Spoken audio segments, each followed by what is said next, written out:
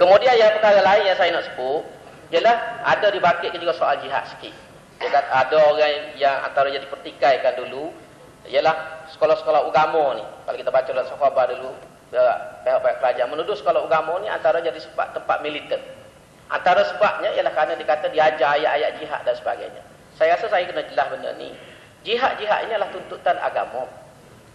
Tuntutan agama. Jihad ni tuntutan agama. Kita orang Islam ni kita tak boleh lari daripada ada semangat jihad. Dan anak-anak kita mesti dididik untuk berjihad pada jalan Allah sekiranya masanya sampai. Dan jihad ni pengertiannya luas.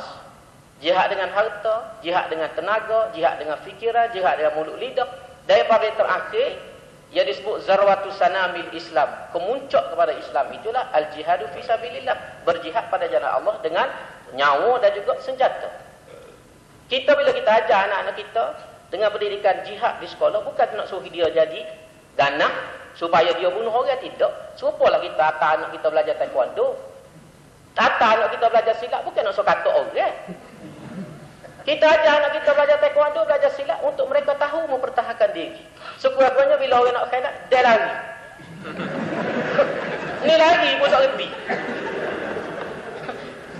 Itu benda dia. Kita ajar jihad pun supaya ada semangat suatu masa sekiranya musuh menyerang negara ini. Kita tidak tahu. Malaysia ni, ya bawa Ailanah tentu faham. Suasana volatile yang ada di Malaysia, di Asia Tenggara ini. Di sebelah bawah kita itu Singapura, di atas itu Thailand, di sebelah sana tu Filipina. Kita ni terdedah kepada berbagai bentuk ancaman. Who knows in the future? Speaking. Sekolah Arab pun cakap betul juga. Lagi ingat dengan sekolah Arab tak reti. Kita tidak tahu pada masa depan. Boleh jadi negara ini akan terdedah kepada ancaman-ancaman. Maka sebab itulah kita mesti membina semangat ini. Tapi bukan untuk menjadi pelampau. Saya dididik daripada kecil lagi untuk berjihad. Tapi ada pun saya baca orang budak lagi. Tak pernah lagi. Setakat palang pun palang mulut. Tak ada dewan. Tak ada dewan itu saja. Dan kalau kita tengok dalam agama, saya nak bakar. Gue pun bangun. Biar dulu, biar. Nabi dah sesat cerita dia tu. Sebab dia tarik balik pun. Ada sama-samanya. Oh, sabar. Kita ada panjang cerita pula. Pasal jihad, boleh. Dia jihad ni saya nak teria dari segi agama. Dari segi agama, kalau kita baca ucapan Abu Bakar As-Siddiq, ucapan pertama dia, kalau di Amerika dia panggil presidential address. Ucapan presiden ni mula-mula dilantik jadi khalifah, antara isi kandungan dia kata ma tarakal qaumul jihad illa ammahullahu alaihim bizzulli wal fasad.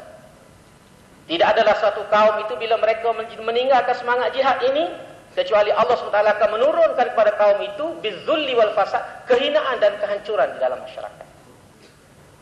Ini kita kena faham hakikat. Dan antara punca kenapa umat Islam menjadi lemah pada hari ini, kenapa orang Islam tidak boleh memerdekakan saudara-saudara mereka di Palestin, tidak boleh membela nasib orang Islam di Bosnia Herzegovina, ialah kerana matinya semangat jihad di dalam jiwa umat Islam. Ini punca yang besar. Orang Islam dibunuh puluhan ribu di Kashmir, dibunuh di Bosnia, dibunuh di Palestin, sudah 100 tahun masalah di Palestin, tak boleh selesai sampai hari ini. Ini punca dia yang besar. Saya takut kalau kita mematikan ini. Amerika lah yang sebenarnya yang tuduh kita ni pengganah. Amerika yang menuduh sekolah agama ni menjadi sarang pengganah. Pemimpin Barisan Nasional menjadi lidah penyambung kepada Amerika, menuduh sekolah di bawah bomba dia sendiri sebagai pengganah. Ini tidak betul. Kita kena ada kriteria kita sendiri, kayu ukur kita sendiri. Kenapa kita mesti duduk tunggu area Amerika, ikut Amerika akan berlaku? Kita ada hubungan ekonomi itu betul, tapi janganlah kita turut belakang. Jangan dari sebuah Mesir Amerika suruh hapuskan sukatan ayat jihad, dia pun hapus. Saya takut suatu masa nanti kita tak bincang langsung ayat jihad sehingga anak-anak kita tak tahu apa satu. Kita menafikan Al-Quran ini. Sedangkan dalam Al-Quran, itulah wajahidu fillah. Tuhan kata. Uzina lilladzina yuqataluna. Tuhan sebut. Hal adullukum ala tijaratin tunjikum min azabin alim. Macam-macam tempat kita tengok dalam Quran ni semua Tuhan sebut tentang jihad. Bila kita menolak jihad, seolah-olah kita menolak sebahagian daripada kandungan Al-Quran yang menjadi asas kepada kehidupan kita sebagai orang beriman. Ini benda yang kita kena betul dalam masalah. Yang tiga pula.